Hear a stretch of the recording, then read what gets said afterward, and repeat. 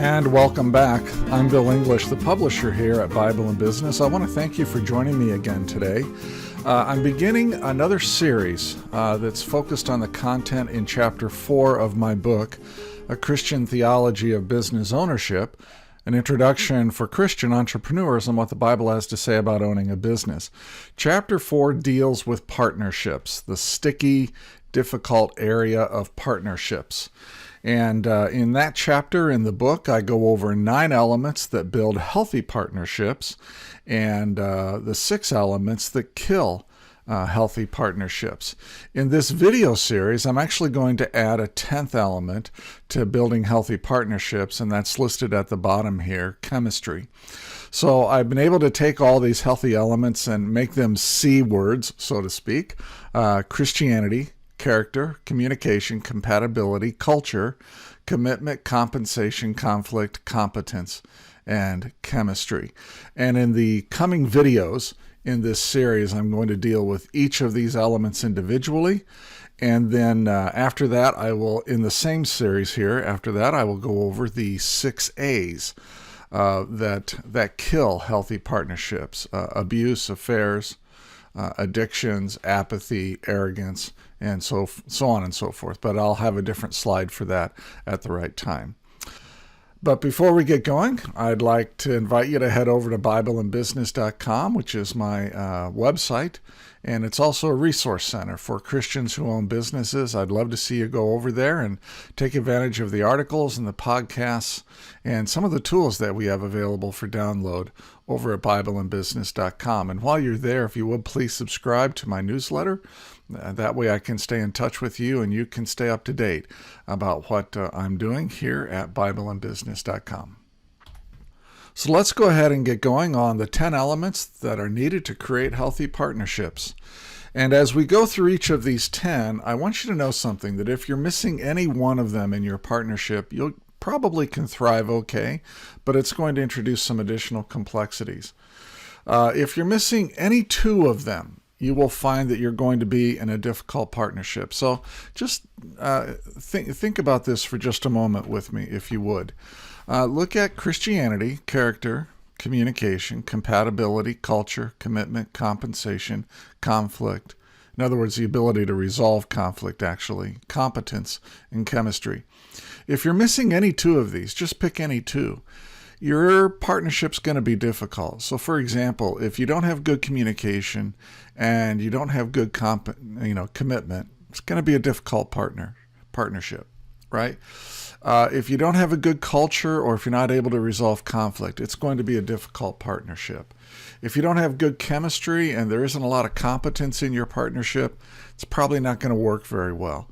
If you both are Christians, but maybe you're kind of new Christians and you don't have a lot of maturity in the Lord, so maybe you lack some character, and maybe you guys are just learning that you're not really compatible, it's going to really be difficult to have a good partnership. So when I say that if you're missing any 2 of them, you'll find it to be a difficult partnership, that's what I'm talking about. Frankly, if you're missing 3 or more, I'd say don't even try. The partnership will at some point fail.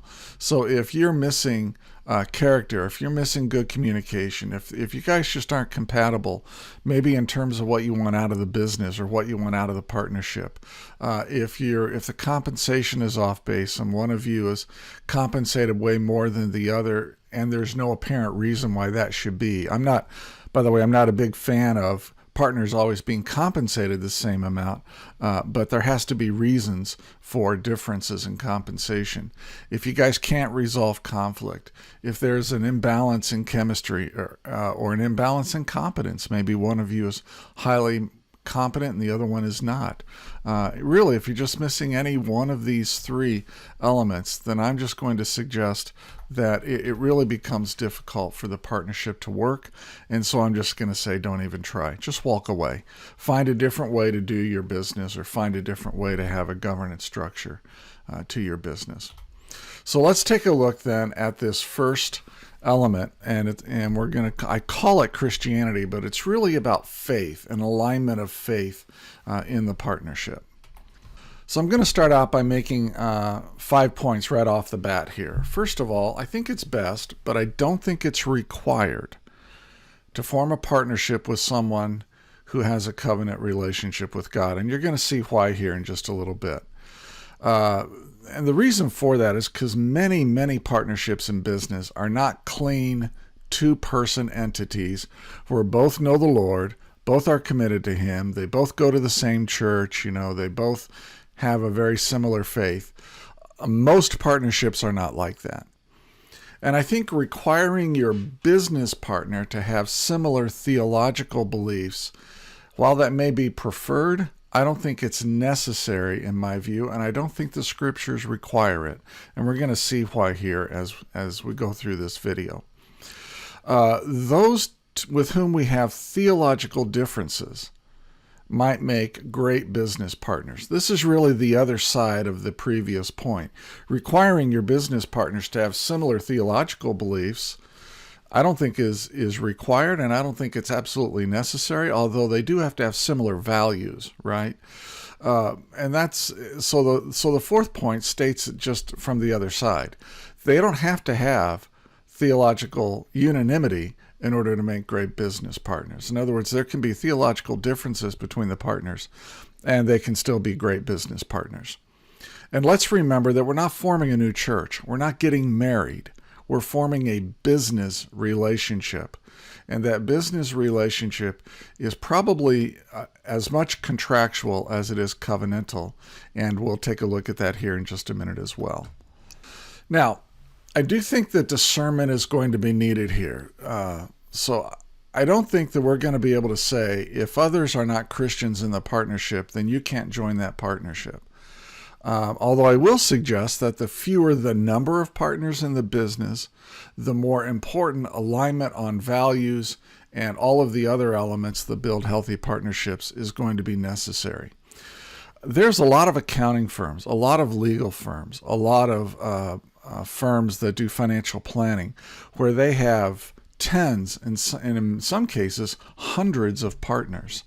It's really unrealistic for Christians to go into a partnership and to say, in all cases, all partners must be Christians. I just don't think the Bible supports that, and I don't think that that's good discernment on our part.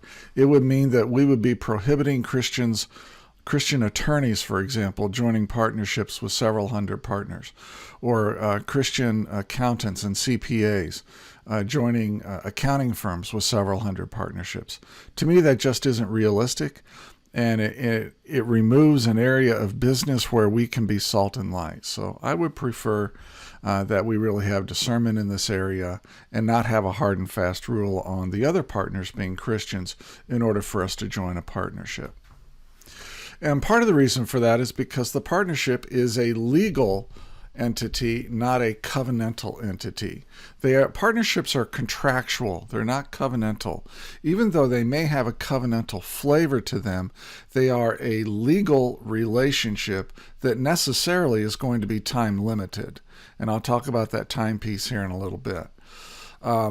It's really a legal relationship. And so I think it's wrong to say that a business partnership is covenantal, similar to our marriages or similar to our relationship with God. Partnerships, you get into them and you get out of them. And I don't think there's any sin getting into them per se. And I don't think there's any sin getting out of them per se. Whereas I would say that once you're in a marriage, to get out of it, more than likely there's sin involved. And certainly to leave your covenantal relationship with God, that's certainly sin. So I don't put a business partnership on the same level as a marriage or as our relationship with God. And so I'm really answering this question, what about being unequally yoked? I've had some people say to me, well, Bill, the Bible tells us not to be unequally yoked with unbelievers, and they apply it to business partnerships. Let's just read this passage together from 2 Corinthians. Do not be yoked together with unbelievers. And by the way, after we read this, I'll make some comments here. So do not be yoked together with unbelievers. For what do righteousness and wickedness have in common? What fellowship can light have with darkness? What harmony is there between Christ and Belial? Or what does a believer have in common with an unbeliever? What agreement is there between the temple of God and idols? And obviously in all of these questions, Paul's implied answer is there is nothing in common. There is no harmony. He's pointing out obvious areas where there's going to be natural and permanent discord. As God has said, I will live with them and walk among them, and I will be their God, and they will be my people. Therefore, come out from them and be separate, says the Lord. Touch no unclean thing, and I will receive you.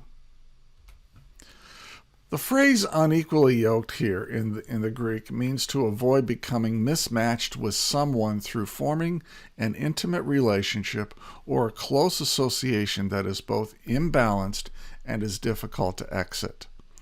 And I go over this much more fully in my book, A Christian Theology of Business Ownership. I really dive into kind of the underpinnings, the theology, and the language on this. But the concept comes from yoking one animal to another that are really animals of different kinds. And that difference in kindness would cause an imbalance that would render the yoking unfruitfulness. So let's just look at that picture. There you have two similar animals. They can't get out of the yoke, but they're similar. So they should be able to pull a similar weight, have similar levels of competency. They should be able to get along okay, those kinds of things. Metaphorically, if you were to put an accountant in one yoke and a lawyer in another, unless they had really clear expectations on who their customers were and what kind of work each one was going to do, I think it would be difficult for them to be in a partnership. Now, I have seen partnerships, professional partnerships, where they have different skill sets. I happen to be in one right now at the Platinum Group. The partnership that I'm in, we have lawyers, we have accountants, we have investment bankers. I happen to be the only psychologist there, but all of us have owned businesses at one time or another. And so I think it's helpful for us to recognize that what we are really after here is the concept of balance and similarity, and making sure that we're not mismatched in some significant way that would cause the partnership to go bad, or that would cause the yoke and that pair to not work out well.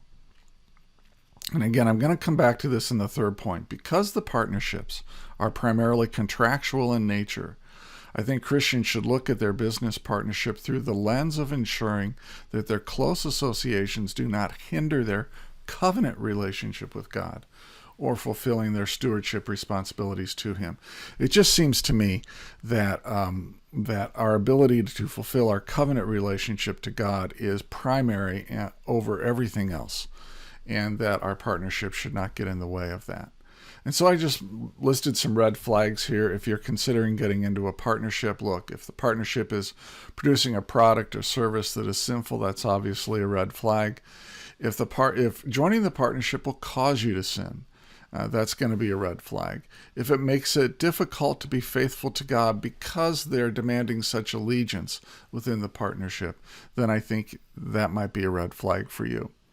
Any partnership that would keep you from pursuing your stewardship responsibilities or placing limits on fulfilling God's call on your life would be a partnership that you probably would want to get out of.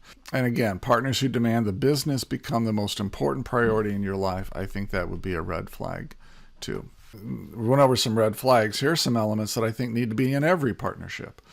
You need to have a written, legally binding agreement with a clear and fair process to get into the partnership and a clear and fair process to exit the partnership. And it should not be onerous either way.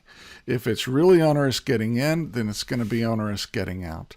So, for example, if it's going to cost you, $300,000 to join the partnership, and when you want to leave, they got to come up with $300,000 or $400,000 or $500,000 or whatever the value of your units are at that time, then it's going to be more difficult to leave.